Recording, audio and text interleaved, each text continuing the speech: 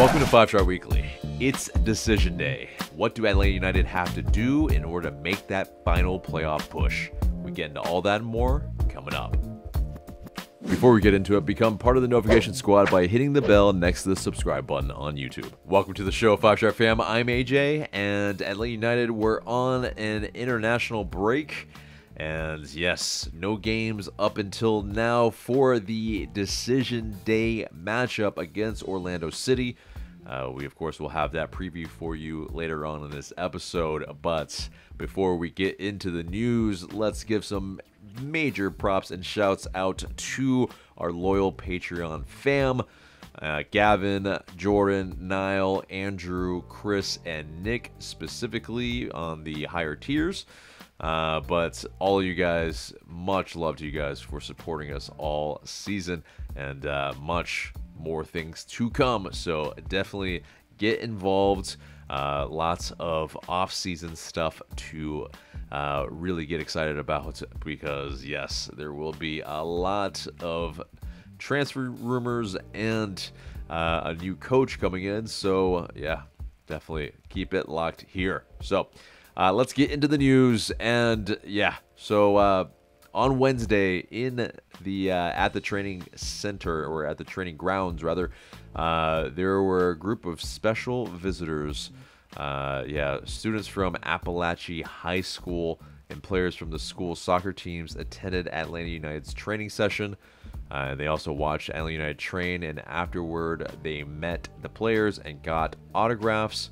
And of course, Appalachia High School unfortunately had very tragic news recently with the school shooting. So definitely hearts out to everyone that was involved, and anyone that knew anybody.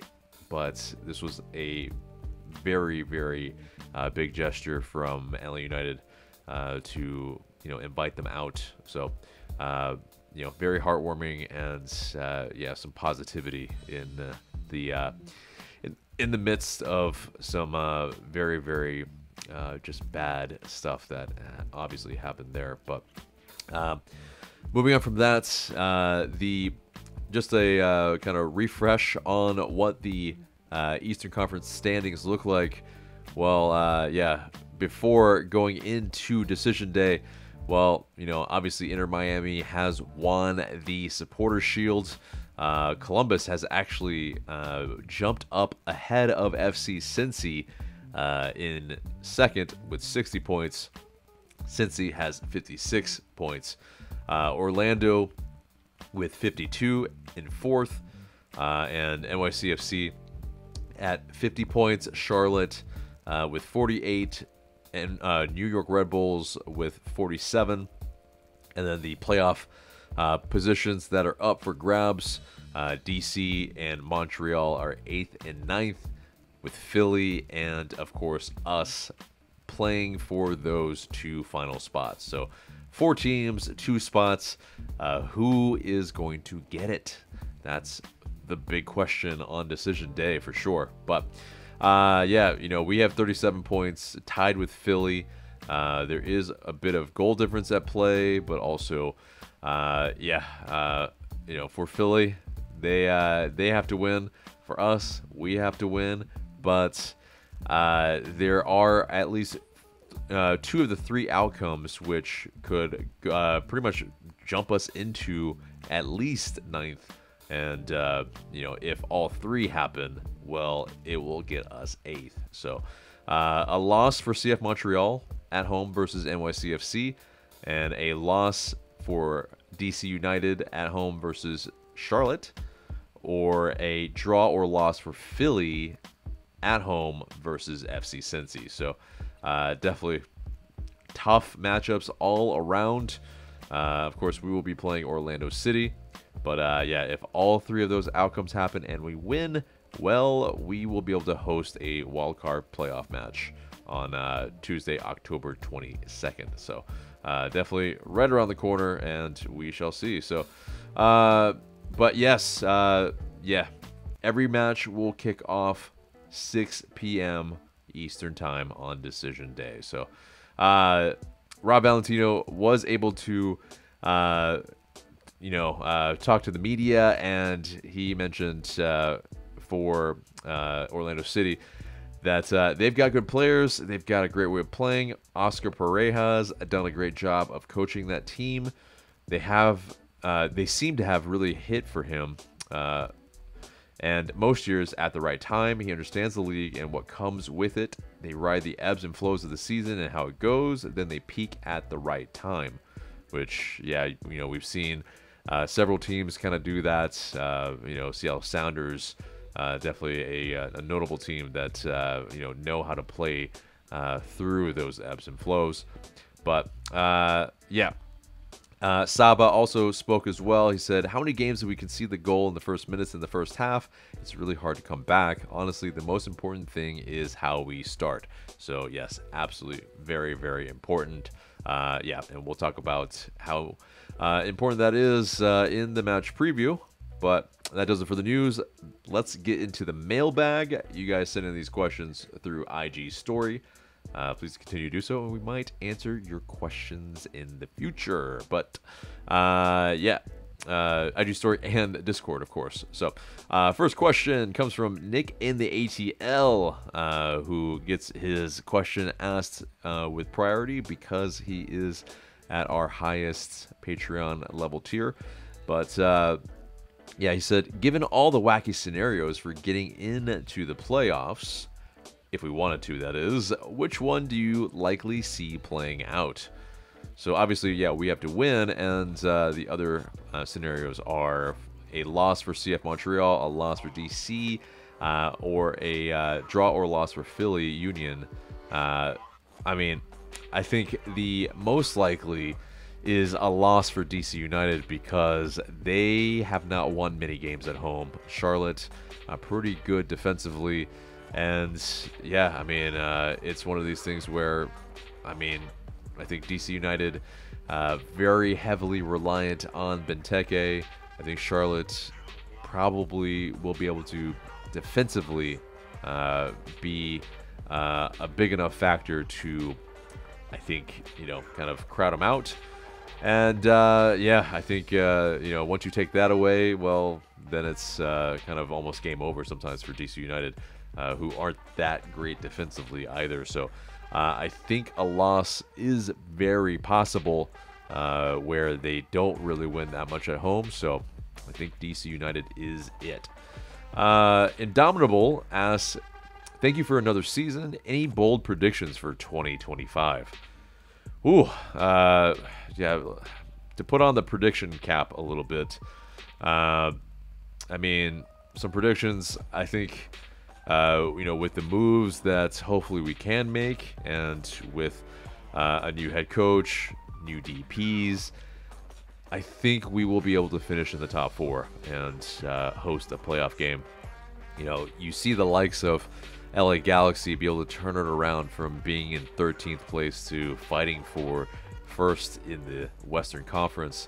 It's a very forgiving league. It's a very kind of parity type of league too. So, if you make the right moves and they gel quickly, it's a long season. You can kind of do some things to kind of get yourself in the right place. So, with a clean slate, I think we can do that. And another bold prediction, I think we make a big move for a big name. I think it's about time. I think it's something that the city and the fans are kind of yearning for. Somebody to connect with, fan base wise. I think it's going to happen. So, next question comes from Assad Season. Good name there. Are we getting new kits next season? Yes, we are. We're getting a new home kit. The Star and Stripes. No, it's not the Star and Stripes. The home kit from or the primary kit from last season is going to be renewed, and so there will be a new primary kit for next season. And yeah, the I guess leaks haven't come out yet in that sense, so we shall see. But yeah, definitely very keen on seeing what that will be. But yeah, next question comes from Land Guy in ATL. How is the coaching search going? When will we get a striker? So yeah, the coaching search is definitely going. You know, there's rumors of Patrick Vieira, of course, and rumors even more that he was maybe at the Benz, unconfirmed, but you know, we'll see if you know, that definitely does transpire or not. As far as a striker, I mean, it will obviously be in the off season, and I think it might be one of the first moves that we announce in the off season. You know, probably I would say announced in December, and probably officially on the books in January, where we actually see the striker in our colors. And I would probably imagine, you know, he helps maybe even announce, you know, possibly the new kit. So you know, we'll see there.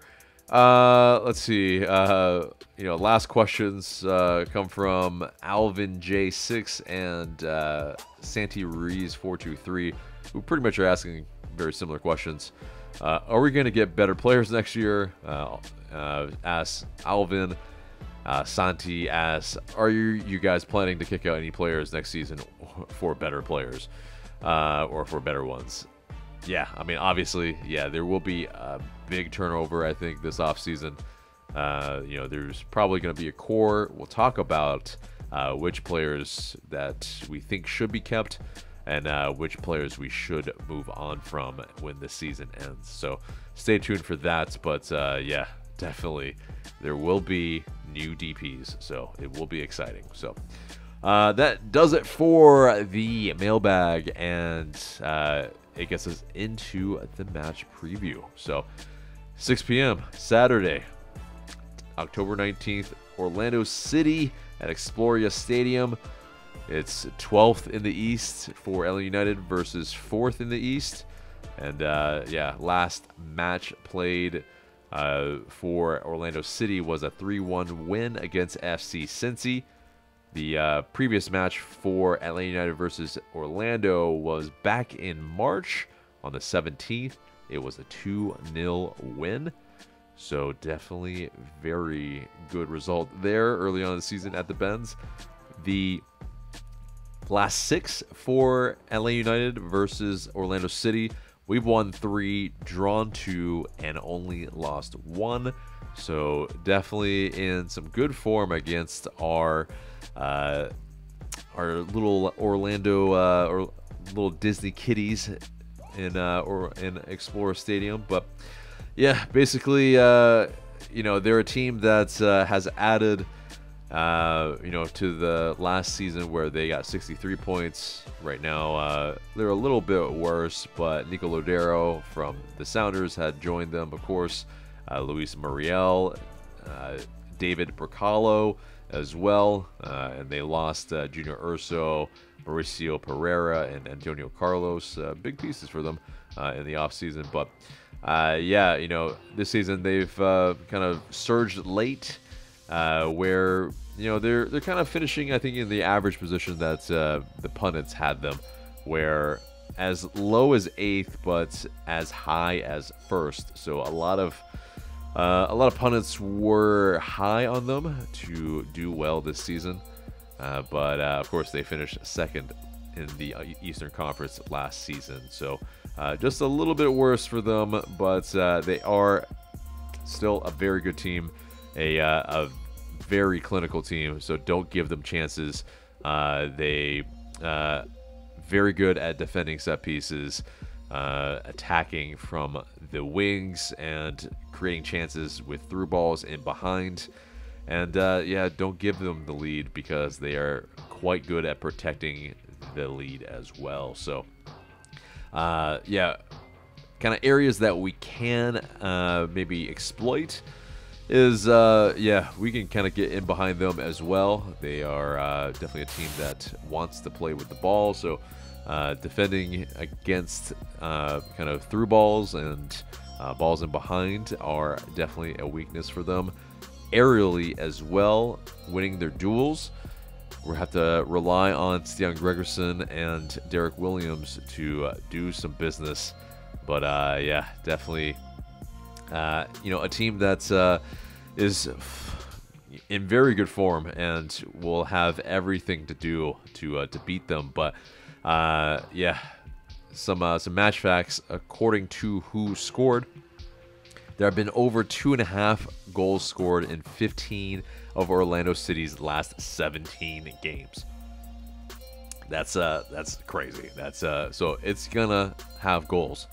That's pretty much what that says. But Orlando City also they've scored 2 goals in their last at least 2 goals in their last 7 matches. So definitely it's gonna be tough to keep them out of the score sheet. And Orlando, they've also won 6 of their last 7 matches. So yeah, they're on hot form. And like I said, this is a team that's you know, we have all to do to play against them. But yeah, the players that are likely going to be out: Shane Silva, he's still coming back from that foot injury. Quentin Westberg likely still under concussion protocol. So you know, it's kind of par for what we've expected for the last few games. But yeah, let's get into that predicted starting 11. So Brad Guzan, obviously between the sticks. Lennon, Amador as the fullbacks. That's Lennon coming back from the yellow card accumulation. Gregerson, Williams as the center back pair. Yeah, I think the interesting thing is who's going to start in midfield. I think Schleich, that's probably the easier one. It could be Muyumba or Fortune. I mean, it could also be Dax McCarty as well, but I think it's going to be Fortune next to Schleich. You know, definitely a little bit more kind of the a little bit more of the athleticism here, and yeah, kind of energy that we really definitely need. Muyumba seemingly kind of struggles a little bit on the road sometimes, so yeah, I'm kind of backing Jay Fortune here for this this berth. But onto the wings. So you know, there could be several amount of players that could play on the wings here. Obviously, Wolf scored in the last match, and you know, his defensive solidity I think could be useful here on the road. You know, Edwin Mosquera could also start as well. I think the given is Saba starting either you know, on the right or the left here, depending on who plays. If Wolf plays, I think he probably starts on the right. But if it's Mosquera, then I think he will probably actually start on the left. So yeah, I mean, even though Mosquera did play some minutes on the left side, I think it's Mosquera who gets that. You know, I think there is some space in behind against Orlando City, especially if they're at home. There will be some moments where we'll be able to exploit that, especially if we're gonna try to, I think, you know, do one or the other here, because I think obviously Alexei Miranchuk is going to start in the 10, but you know, we do need a little bit more of a player that can hold up the ball. So Daniel Rios, I think, is the one up top, and you know, those guys that he might be able to play in behind by holding it up, being that kind of more target forward with Saba and Mosquera, you know, running in behind there. So I think that's where we'll be able to exploit them, and you know, those balls long, the balls in behind, we will definitely have to play a bunch of those in order to start off strong. So definitely, yeah, that's I think the way that we should play against them. So yeah, that gets us into the score prediction. And oh boy, obviously there's been a ton of goals for Atlanta City, and for Atlanta United, we're gonna have to score some goals here. And on the road, it's possible for it to be a win as well. Ooh, it's asking a lot, guys. I wish I could say it's a win, but unfortunately, I think it's a 2-2 draw. I think there will be goals. It will be entertaining, but ultimately, we're gonna have to maybe come up short here with not being able to take care of business by ourselves. But what do you guys think? Let us know in the comments below what you think will happen. Yeah, but yeah, that does it for the match preview then, and it gets us into the question of the day. And the question of the day is, if Atlanta United made the playoffs, does it salvage the 2024 season? Let us know in those comments below. Looking forward to what you have to say. But guys, that is the episode there and there. Remember to like, share, comment, and subscribe. There will be a live stream after the match as well. So definitely we'll be there, win, lose, or draw. And also definitely as well a big love to all the loved ones of Macaroni Tony and Footy Mob. And yeah, definitely condolences to not only his loved ones, but also the loss of life for Macaroni Tony as well. One of the Five Stripe fans, one of the 17s that definitely gave energy every single match. And so rest in power. Hopefully you just kind of as far as your loved ones, that there is justice for what happened. But guys, that is the episode there and there. I've been AJ. Thank you so much for watching, and I will see you in the next video.